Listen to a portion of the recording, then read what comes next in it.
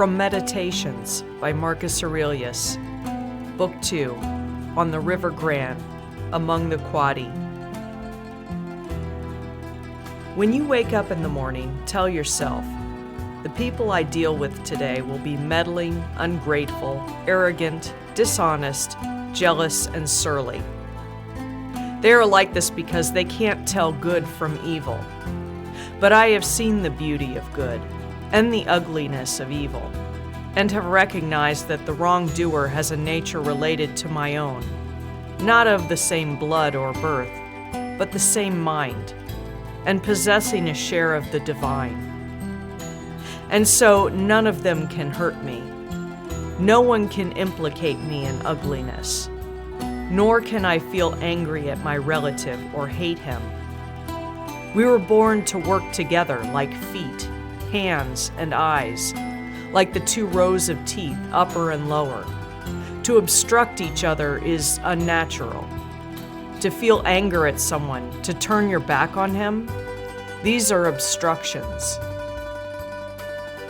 Whatever this is that I am, it is flesh and a little spirit and an intelligence. Throw away your books. Stop letting yourself be distracted. That is not allowed.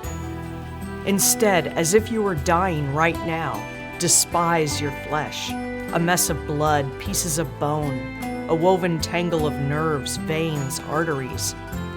Consider what the spirit is, air, and never the same air, but vomited out and gulped in again every instant. Finally, the intelligence. Think of it this way. You are an old man. Stop allowing your mind to be a slave, to be jerked about by selfish impulses, to kick against fate and the present, and to mistrust the future.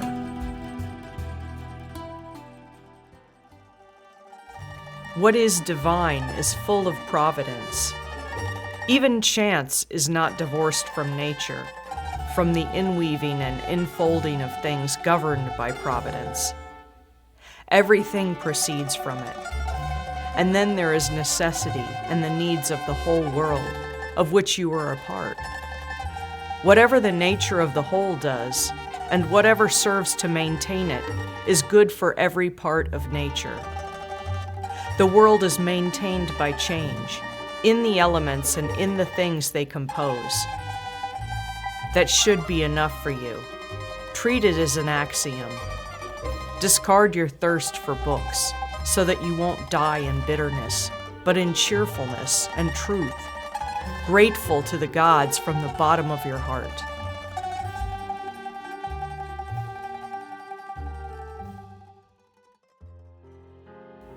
Remember how long you've been putting this off, how many extensions the gods gave you, and you didn't use them.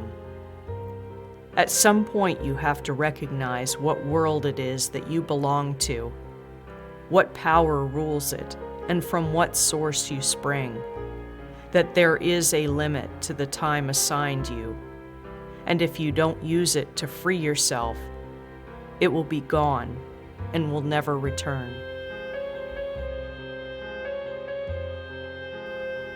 Concentrate every minute like a Roman, like a man, on doing what's in front of you with precise and genuine seriousness, tenderly, willingly, with justice, and on freeing yourself from all other distractions.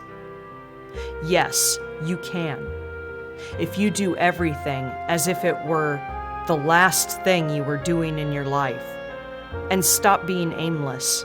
Stop letting your emotions override what your mind tells you. Stop being hypocritical, self-centered, irritable. You see how few things you have to do to live a satisfying and reverent life?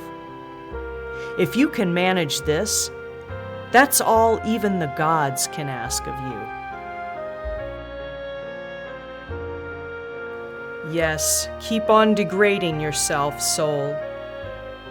But soon your chance at dignity will be gone. Everyone gets one life.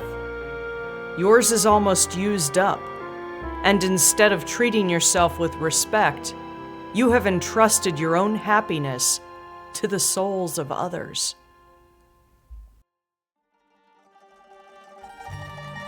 Do external things distract you?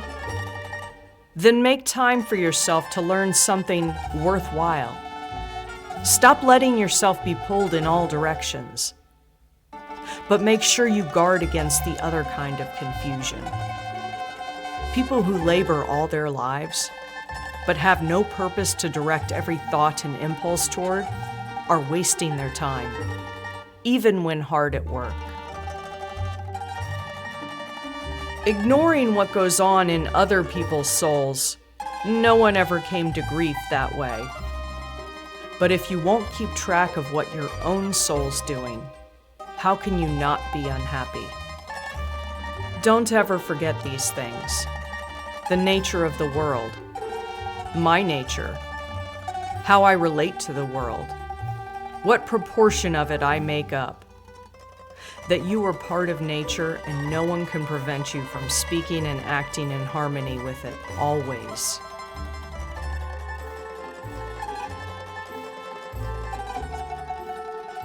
In comparing sins the way people do, Theophrastus says that the ones committed out of desire are worse than the ones committed out of anger, which is good philosophy. The angry man seems to turn his back on reason out of a kind of pain and inner convulsion. But the man motivated by desire, who is mastered by pleasure, seems somehow more self-indulgent, less manly in his sins. Theophrastus is right, and philosophically sound, to say that the sin committed out of pleasure deserves a harsher rebuke than the one committed out of pain. The angry man is more like a victim of wrongdoing, provoked by pain to anger. The other man rushes into wrongdoing on his own, moved to action by desire. You could leave life right now. Let that determine what you do and say and think. If the gods exist, then to abandon human beings is not frightening. The gods would never subject you to harm. And if they don't exist, or don't care what happens to us, what would be the point of living in a world without gods or providence? But they do exist. They do care what happens to us. And everything a person needs to avoid real harm they have placed within him. If there were anything harmful on the other side of death, they would have made sure that the ability to avoid it was within you. If it doesn't harm your character, how can it harm your life? Nature would not have overlooked such dangers through failing to recognize them, or because it saw them but was powerless to prevent or correct them. Nor would it ever, through inability or incompetence, make such a mistake as to let good and bad things happen indiscriminately to good and bad alike.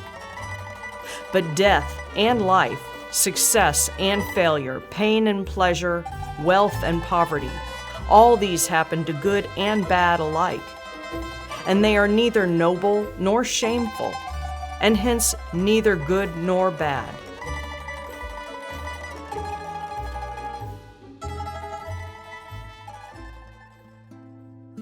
The speed with which all of them vanish, the objects in the world, and the memory of them in time, and the real nature of the things our senses experience, especially those that entice us with pleasure or frighten us with pain, or are loudly trumpeted by pride. To understand those things, how stupid, contemptible, grimy, decaying, and dead they are. That's what our intellectual powers are for. And to understand what those people really amount to, whose opinions and voices constitute fame, and what dying is, and that if you look at it in the abstract and break down your imaginary ideas of it by logical analysis, you realize that it's nothing but a process of nature, which only children can be afraid of. And not only a process of nature, but a necessary one.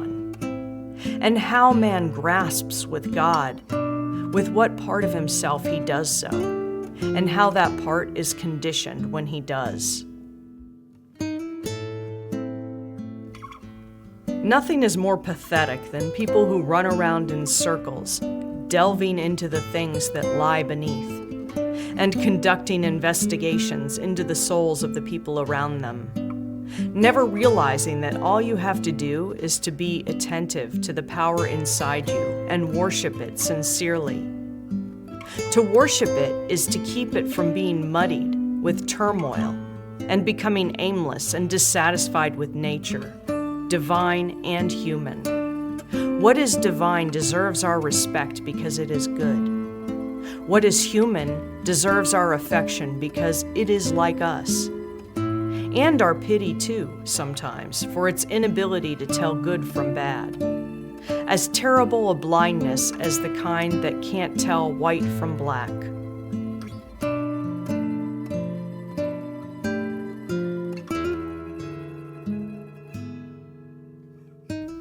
Even if you're going to live 3,000 more years, or 10 times that, remember, you cannot lose another life than the one you're living now, or live another one than the one you're losing. The longest amounts to the same as the shortest. The present is the same for everyone. Its loss is the same for everyone. And it should be clear that a brief instant is all that is lost. For you can't lose either the past or the future. How could you lose what you don't have?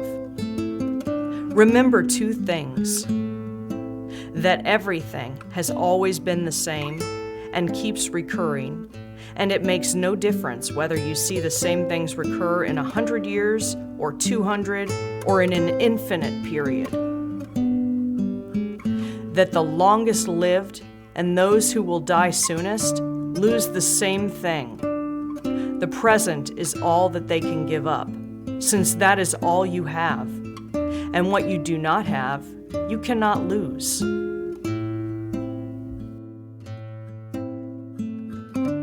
Quote, "Everything is just an impression," end quote, Monimus the Cynic. And the response is obvious enough, but the point is a useful one, if you take it for what it's worth. The human soul degrades itself.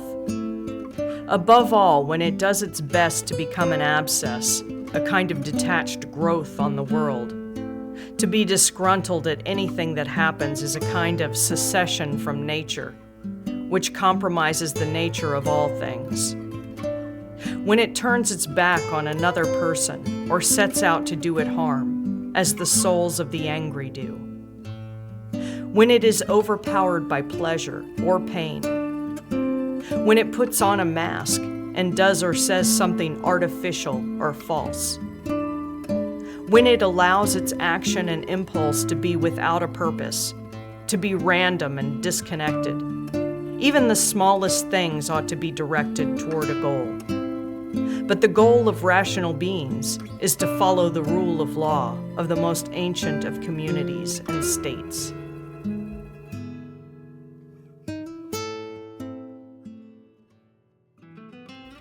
Human life. Duration, momentary. Nature, changeable. Perception, dim. Condition of body, decaying. Soul, spinning around. Fortune, unpredictable. Lasting fame, uncertain. Sum up, the body and its parts are a river, the soul a dream and mist. Life is warfare and a journey far from home. Lasting reputation is oblivion. Then what can guide us? Only philosophy, which means making sure that the power within stays safe and free from assault, superior to pleasure and pain, doing nothing randomly or dishonestly and with imposture, not dependent on anyone else's doing something or not doing it.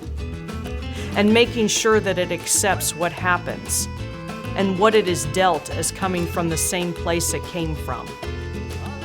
And above all, that it accepts death in a cheerful spirit as nothing but the dissolution of the elements from which each living thing is composed.